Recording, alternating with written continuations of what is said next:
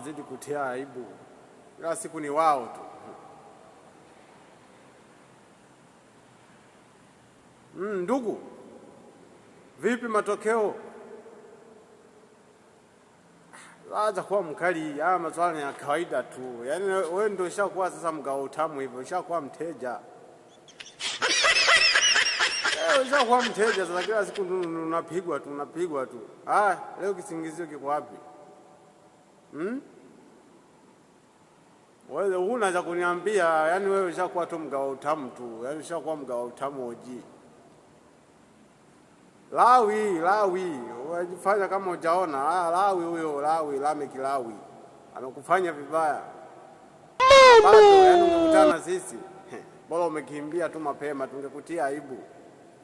Wewe tia janja umekutana na nani mwenzako, yeye amekutoa mapema.